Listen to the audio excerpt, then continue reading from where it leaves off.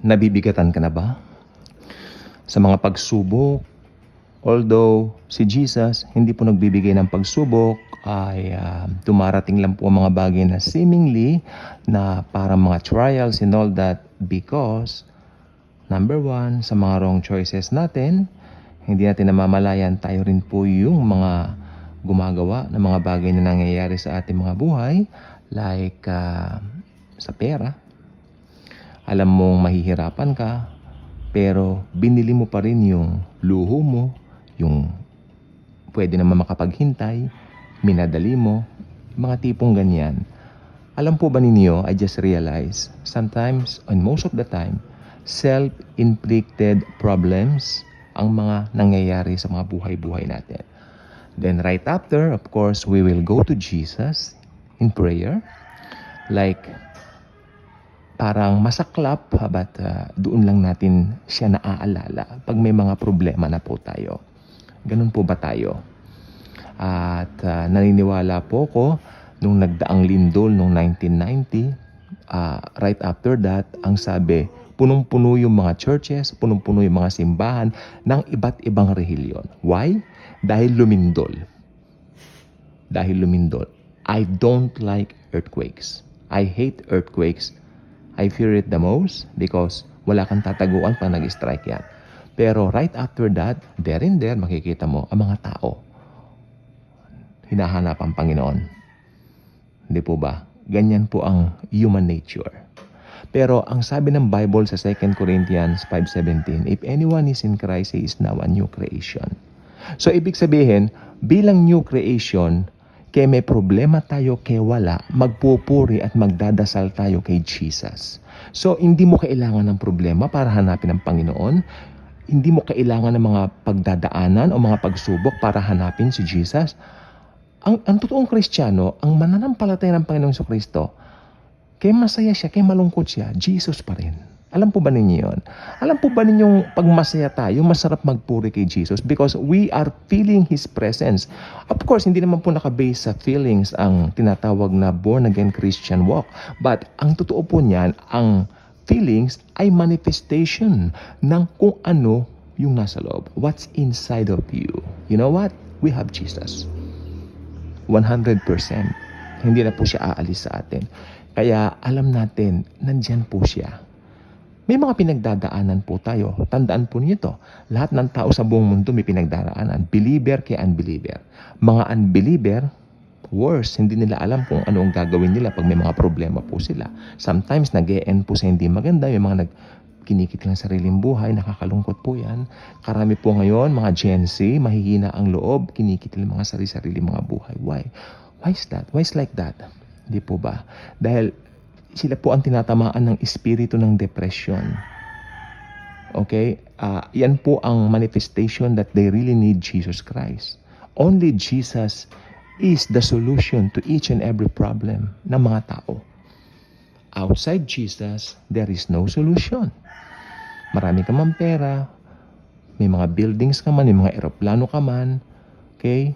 Marami kang followers, marami kang fans, pero kung wala ka kay Jesus, sasabihin ko, walang kakwenta-kwenta ang iyong buhay. Again, sasabihin ko ng tahasan. Kahit ikaw ang pinaka-bilyonaryo o trilyonaryo sa buong mundo, kung wala ka kay Jesus, kung hindi mo siya tinatanggap bilang Lord and Savior mo, walang kakwenta-kwenta ang buhay mo.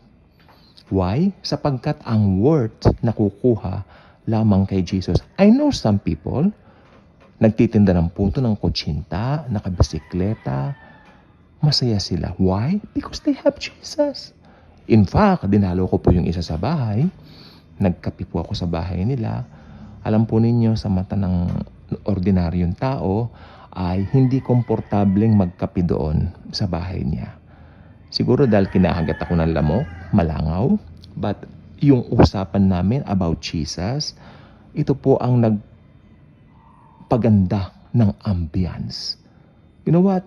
The presence of Jesus can make even the worst or the ugliest place the most beautiful one. Kaya sabi ko po sa inyo, pag na kay Jesus ka, ano man ang sitwasyon mo, panalo ka. Anyway, sabi ng Bible, ginawa niya tayong mga more than conquerors.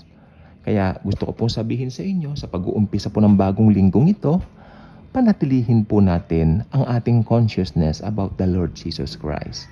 Sabi ng Bible sa Revelation 3:20, I am knocking at the door of your heart. Anyone who opens the door, I will go in and we will sup together. Sabay kaming kakain, sabi ni Jesus, at magiging magandang-maganda ang buhay ng isang taong magpapapasok sa Panginoon sa kanyang buhay. He will let Jesus to drive him. He will let Jesus to become the pilot of his life. You know what? Sasabihin ko po, ang Panginoong Jesucristo na po ang piloto ng buhay natin. Ang Panginoong Jesucristo na po ang driver ng buhay natin since we receive Him as our very own Lord and Savior nang maging born-again Christian po tayo. Okay? So, ang Panginoong Jesucristo po is perfect. Hindi niya deserve yung mga ginawa sa Kanya na pinarusahan siya. Pero lahat ng iyon, mga kapatid, lahat ng iyon, mga kaibigan, tiniis ng Diyos, ng mga Diyos, the God of gods, the Lord Jesus Christ. Why? Because of His great love for us. Hindi po matatawaran ang ginawa ni Jesus. Ang ginawa po ni Jesus sa cross para sa buong mundo ay nandyan po. Kaya sabi ko nga po sa inyo, kung mapapansin po ninyo sa mga nagdaang vlogs natin, open na po ang gloria ng kalangitan sa bawat isa. But, ito po ay magkakaroon lang ng effectivity o magiging epektibo lamang sa buhay ng isang individual kung mag-decide siya na tanggapin ang God of gods, the God of the universe, the God of the Milky Way, the Lord Jesus Christ sa kanyang puso. Ginawa mo na ba yon? Ngayon, kung hindi pa, malugod kitang inaanyayahan sa isang panalangin. At ako po ay very happy na ipag-pray ang salvation prayer sa iyo. Ang gagawin mo lang, sumunod ka. At pagkatapos nito, makatitiyak ka. Saved ka na forever. Hindi mawawala ang kaligtasan mo. Forever, na kay Jesus na tayo. Manalangin tayo. Lord Jesus, I know I'm a sinner. Forgive me of all my sins, past, present, and future. I invite you to my life right now to become my Lord and Savior. I believe that your finished work alone on the cross washed my sins, past, present, future. I believe in your finished work on the cross 2,000 years ago as the power to cleanse all of my sins. And right now, Lord Jesus, come into my heart and into my life. God the Father, thank you. Thank you for forgiving me and wipe all my sins out, especially past, present, and future sins. I haven't committed those sins yet, and yet you have already forgiven them because of the finished work of your Son, Jesus Christ. You are so good, God the Father. God the Holy Spirit, thank you for sealing me the seal of ownership. Be the driver and the pilot of my life right now. Lead me into my destiny, which I trust that you will provide for me in the coming days. I don't know, but I just know that my sanctification is in your hands. God the Holy Spirit, God the Son, God the Father, Blessed Trinity, our God, 3 in 1, in the name of Jesus, thank you for saving me. I love you because you first loved me. And right now, I know that I have a new life. I am a new creation according to 2 Corinthians 5:17.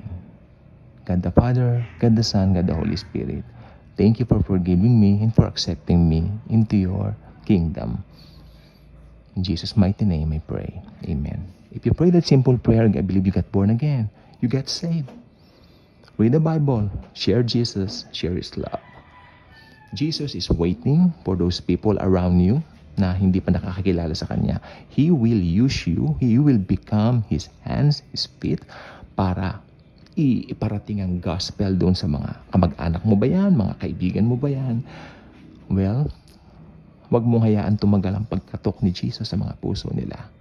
Hayaan mong gamitin ka ni Jesus para sa isang magandang buhay na naghihintay sa kanila. Kaya kung hindi ka pa nakasubscribe sa channel na ito, I invite you to do so. Click the notification bell, share this video, share the wonderful love and grace of the Savior, the Lord Jesus Christ. Again, gusto ko pong sabihin sa inyo, tayo po ang mga kamay at mga paa ni Jesus Christ dito sa lupa. We are His ambassadors. Paggamit po tayo sa Kanya. Thank you, and Jesus truly loves us all.